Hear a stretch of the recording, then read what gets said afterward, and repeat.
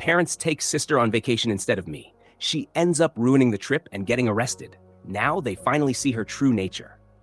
I, 23F, have a younger sister, Lisa, 18F, who I genuinely believe is the embodiment of pure malice. For years, I've tried to open my parents' eyes to the truth about her, but they never took me seriously. At least, not until now.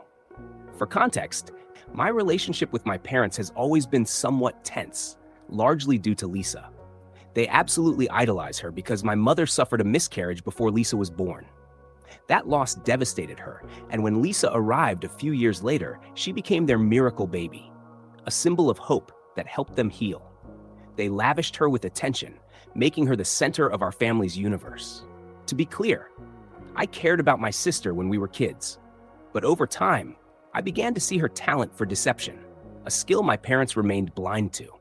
Lisa had a remarkable ability to manipulate situations in her favor and play the victim flawlessly. Once, on my birthday, my grandparents gifted me a beautiful antique pocket watch, a family heirloom. I was thrilled. Lisa, however, was visibly envious and kept pestering me to let her use it. I refused. It was my present, after all. She pleaded with our parents, but since it came from our grandparents, they couldn't force me to share. That night, Lisa, fully aware of my fear of spiders, placed one inside my pillowcase. The moment I laid my head down, I felt the horrifying sensation of tiny legs crawling across my skin. I bolted upright, screaming in terror. My parents rushed in, alarmed, while Lisa feigned innocence, acting as if she was concerned. But later, when we were alone, she smirked and casually admitted she had done it, to teach me a lesson. There was no guilt, no remorse, just cold amusement. Another time, when I finally built up the courage to invite my crush, Mark, over to watch a movie, Lisa deliberately sabotaged the evening. She accidentally spilled juice all over my carefully chosen dress and burst into laughter. Mortified, I rushed to change, trying to hide my humiliation. But she wasn't done. She spent the entire evening embarrassing me, sharing humiliating childhood stories, and making sure Mark and I never had a moment alone. When he was leaving, she smirked and told him he could do much better than me. Mark, clearly uncomfortable, left in a hurry. I was stunned by her cruelty. Time and time again, I told my parents about Lisa's behavior, but they dismissed it, claiming she was just immature. Anytime I raised concerns, they brushed them off and labeled me as the troublemaker. Eventually, I stopped complaining. Lisa remained their golden child, while I always felt like an outsider. Determined to build a better future for myself, I focused on my education and earned a spot at a prestigious college. Moving out was a relief, but every time I returned home for breaks, Lisa made it clear she resented my presence. She ignored me, went out of her way to exclude me, and would even tamper with my belongings, pretending to borrow things only to return them damaged or not at all. My parents turned a blind eye and urged us to get along. Frustrated, I started spending my breaks with college friends instead, and my parents didn't seem to mind. Lisa, on the other hand, didn't have the grades for university, so she enrolled in community college and continued living at home. Meanwhile, I landed a great job at a multinational company in San Francisco. I kept in touch with my parents, but avoided Lisa entirely. The breaking point. Recently, my father suffered a near-fatal heart attack. Thankfully, he survived and was rushed to the hospital. When my mother called me, I immediately booked a flight and came home. Doctors prescribed strict medications and urged him to adopt a healthier lifestyle. Since his recovery, my father has become more sentimental, wanting to spend more time as a family. Understanding where he was coming from, I decided to stay home for a while. I could work remotely, so it wasn't an issue. Lisa, however, was visibly irritated by my presence. I did my best to avoid her, hoping we could maintain peace for our father's sake. One morning over breakfast, my father suggested a family vacation. He thought it would be a good opportunity to bond, and though I had my reservations, I agreed for his sake. Lisa, unsurprisingly, wasn't thrilled, but had no choice but to go along. My father booked flights and accommodations, and I arranged time off from work, ensuring I wouldn't be disturbed. But when we arrived at the airport, I discovered that my flight ticket had been mysteriously canceled. Confused, I looked at my father, who swore he had booked and paid for all 4 tickets. Upon checking further, we found that out of all the tickets, only mine had been canceled. And then I saw Lisa. She stood there with a smug, knowing smile, the same look she always had when she successfully pulled off one of her twisted schemes. My stomach sank. I knew instantly that she had done this. She had probably accessed my father's computer and canceled my ticket herself. I lost it. I confronted her right there at the airport, demanding she admit what she had done. She just stood there, smiling, completely unfazed. I turned to my parents, hoping they would finally see the truth. But instead, my mother shook her head and said, "Lisa would never do something like that." She dismissed my accusation, insisting it must have been some airline mistake. My father, though slightly more doubtful, still tried to rationalize it. I was furious. No matter what Lisa did, my parents refused to believe she was capable of malice. At that point, I realized there was no point in fighting. My ticket was already canceled, and there were no other flights available that day. Sure, I could have booked another flight for the following day, but after everything, I didn't see the point. This was meant to be a family trip, and clearly, Lisa had ensured I wasn't part of it. Besides, the thought of being stuck in the same hotel room as her was unbearable, so I turned around and left. And that's when karma struck. I had anticipated that she had grown wiser over the years, but if she was responsible for canceling my flight, I couldn't help but question what other ploy she had devised to ruin my trip. At first, my father was reluctant, suggesting they could all return home and plan another vacation later. However, he soon began reminiscing about how long it had been since he last traveled. My mother agreed, pointing out that I frequently travel for work, so missing this trip wouldn't be a significant loss for me. Their remarks stung. It felt as though they were subtly pushing me to insist that they proceed with the vacation without me. I told them they were free to continue their trip if they wished, and without hesitation, they agreed. Although I didn't want the money they had spent on tickets and accommodations to go to waste, I couldn't ignore the sadness creeping in, realizing they didn't seem to care whether I joined or not. It became evident that they had no issue embarking on this family vacation as a trio. And so I found myself standing alone at the airport as my parents and Lisa set off for their long-awaited getaway. Rather than staying alone in our family home, I chose to return to San Francisco. Determined not to let this incident dampen my spirits, I focused on making the most of my time off. I reconnected with old friends and lost myself in books, transforming my break into a personal retreat. Throughout their trip, my parents occasionally video called me, and I could see how much they were enjoying themselves, completely unbothered by my absence. Though I wasn't deeply heartbroken about missing the vacation, I couldn't shake the feeling of being excluded. It was yet another reminder of the favoritism that had always plagued our family. I hoped that one day they would see Lisa for who she truly was. And as fate would have it, that day arrived sooner than expected. A few days into their vacation, I woke up to several missed calls from my mother. Panic surged through me. Was something wrong with my father's health? I immediately called back. Thankfully, she answered, but she sounded deeply shaken. I asked if everything was all right, and she hesitantly revealed that something disturbing had occurred. Apparently, my parents had noticed my father's crucial heart medication disappearing day by day. It was a terrifying realization, as he couldn't afford to miss even a single dose given his fragile condition. Being in a foreign country, they had no idea if they could find a suitable replacement for his medicine. They searched their entire hotel room, but the missing pills were nowhere to be found. Then, my mother, who had gone to Lisa's room to borrow sunscreen while she was out, stumbled upon a chilling discovery. Tucked neatly inside Lisa's bedside drawer were all of my father's missing medications. Horrified, she immediately called my father, who rushed in and confirmed that every single pill that had vanished over the past few days was right there. This was the moment the truth finally hit them. Lisa, their so-called miracle child, had been deliberately endangering my father's life. My mother's voice trembled as she asked if they should confront Lisa immediately. I advised her to wait until they were back home. They needed to collect their thoughts, manage their emotions, and be fully prepared to present Lisa with undeniable proof. Confronting her now would be futile. Lisa was a master manipulator and would undoubtedly weave lies to escape accountability. However, something must have gone terribly wrong. That night, I received a call from my father. His voice was unsteady as he informed me that Lisa had been arrested. I was stunned. He recounted what had transpired. When they confronted Lisa about the stolen medication, she exploded into a full-blown tantrum, hurling objects and spewing insults. Her rage was directed mostly at my father, accusing him of booking a ticket for me when, according to her, I should have never been invited. She furiously declared that if they continued their relationship with me, she would make them regret it. As her fury escalated, hotel staff had no choice but to call security. When the authorities arrived, Lisa refused to cooperate, berating the officers and making a scene. This led to her being taken into custody.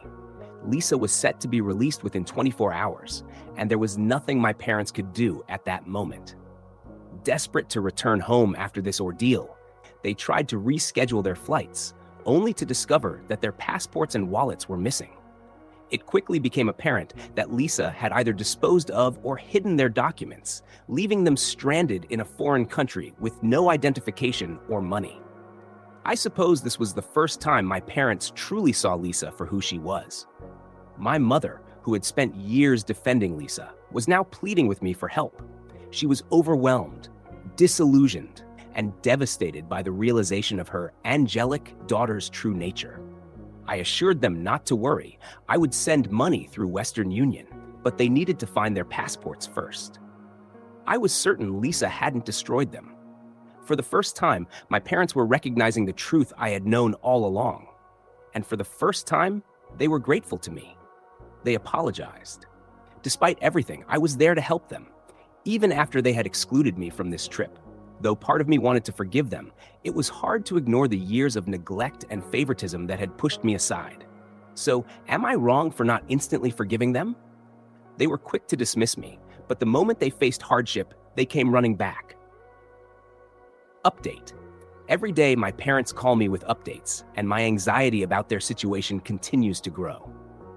After Lisa was released from jail, my parents demanded that she return their passports, or they would involve the authorities once again. With no other choice, Lisa finally revealed where she had hidden them. Upon their return home, my parents confronted Lisa and made it clear she needed to pack her belongings and leave. They had reached their breaking point, finally recognizing her manipulative and destructive behavior. What followed was yet another explosive argument. Lisa hurled accusations at my parents, seething with resentment. She admitted she never wanted to share them with anyone and claimed she had been pushed over the edge when they invited me on the trip. She repeatedly insisted they should disown me, declaring that she alone should be enough for them. At that moment, I believe my parents finally grasped the depth of her jealousy. As they tried to calm her down, she only became more hysterical. Then, in a fit of desperation, she made a chilling threat. She vowed to tell everyone that they had neglected and mistreated her as a child. She was planning to accuse them of parental neglect. Lisa then threatened to go to the police and fabricate false allegations against them if they continued to insist she move out. This terrified my parents. Given their status as highly respected doctors, such accusations could destroy their reputation. For the first time, they were experiencing the fear and helplessness I had felt my entire life when dealing with Lisa. And now, they had to face the consequences of the monster they had created. Lisa has persistently made our parents' lives increasingly challenging. When she discovered that they were maintaining regular contact with me, she became furious and started shattering dishes in rage. Even worse, she repeatedly takes their car keys and hides them, making it difficult for them to commute to work every day. Just tonight, my mother called me in distress, sobbing after another troubling incident. During dinner, Lisa had a severe outburst, screaming at them because she wanted my mother to cook for her. When my mother refused, exhausted from work, Lisa went on a destructive rampage, smashing furniture throughout the house. She then retreated to her room and blasted music at an unbearable volume, depriving our parents of a proper night's rest. The situation continues to deteriorate, severely affecting my parents' emotional and mental well-being. I am growing increasingly worried about what could unfold next. While I once hoped my parents would recognize Lisa's true character, I now fear she poses a genuine danger to them. I can't even return home at the moment because my presence might escalate her behavior, leading to more volatile confrontations. I'm doing my utmost to convince my parents to consult a lawyer so we can secure a lasting resolution to this ongoing crisis. The legal route seems the most effective way to safeguard my parents and restore peace to our family. Update 2. Lisa has been arrested. As many of you anticipated, Lisa's escalating behavior made this inevitable. One night, during a heated altercation, she lunged at our parents with a knife, terrifying them to the point that they had no choice but to call the police. The officers swiftly took her into custody, charging her with assault. With Lisa detained, my parents decided it was time to pursue a permanent resolution. They consulted an attorney who guided them through the legal process of evicting her. They filed an official eviction notice, formally requiring her to leave. Though it was a difficult step, they knew it was necessary to ensure their safety. Despite everything, my parents didn't wish to press further charges. They just wanted Lisa out of their home. They posted her bail and presented her with the formal eviction notice, which outlined the legal reasons for her removal and the timeframe for her departure. My parents meticulously followed all legal procedures to prevent any potential legal disputes from Lisa. Next, they proceeded to court with their lawyer to initiate the eviction process, filing a lawsuit against Lisa. This was an emotionally devastating step for my parents, taking their own daughter to court, but they felt they had no other option. They struggled with deep sorrow and guilt, but they recognized the necessity of their actions.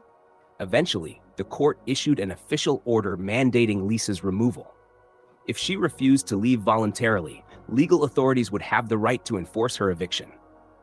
By next week, Lisa will be gone, and my parents can finally breathe a sigh of relief, knowing they have reclaimed their home and peace of mind. It's been a harrowing journey, but they are hopeful for a fresh start once Lisa moves on. Throughout this ordeal, I have maintained close contact with my parents and plan to bring them to San Francisco for a few weeks. This will provide them with a much-needed break from the chaos and allow them to recuperate from the stress Lisa has inflicted. It will also be an opportunity for us to spend quality time together, and I want to support them as much as possible. Update 3. My parents apologize. I have received hundreds of comments on my post, and it has taken time to sift through them. Many of you have suggested that Lisa's behavior may stem from underlying mental health issues and that she should be evaluated. However, since she is an adult, we cannot force her into an assessment against her will. Given her history of sudden, violent outbursts, we don't want to provoke her further or escalate the situation unnecessarily.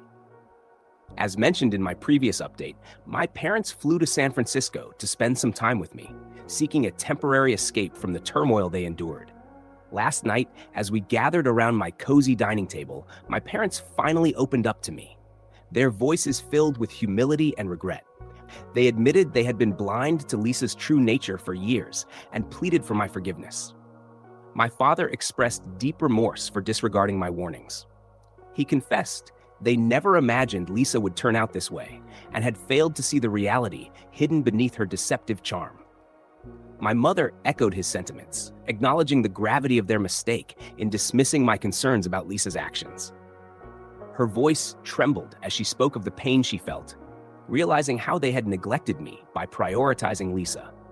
I assured them I appreciated their willingness to acknowledge their mistakes and that this was the first step toward healing. I then shared painful memories of the years of torment I endured because of Lisa's behavior. My parents listened, visibly shaken and heartbroken by the extent of my suffering. They admitted that their favoritism toward Lisa clouded their judgment.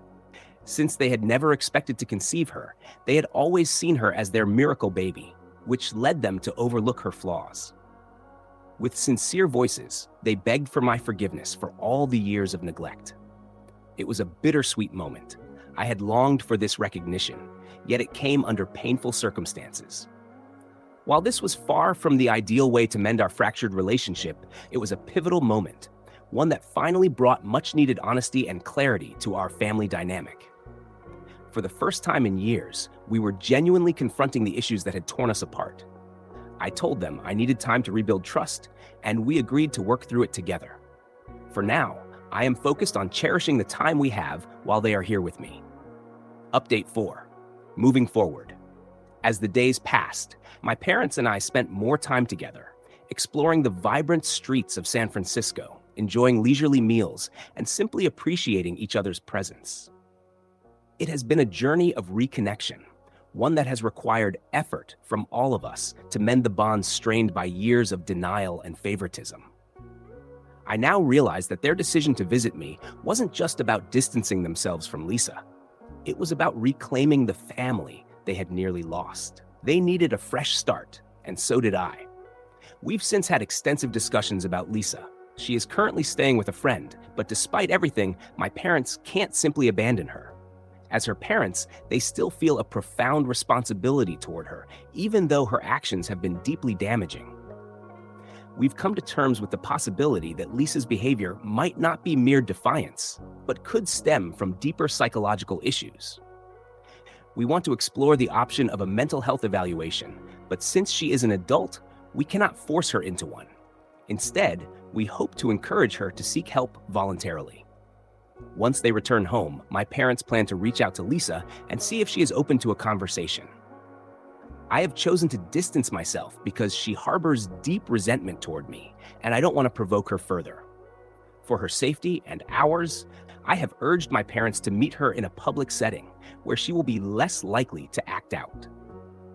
Our ultimate goal is to help Lisa understand our perspective and, most importantly, recognize the love and concern we have for her. This is not about assigning blame. It's about coming together as a family to address the underlying issues that have fractured our relationships.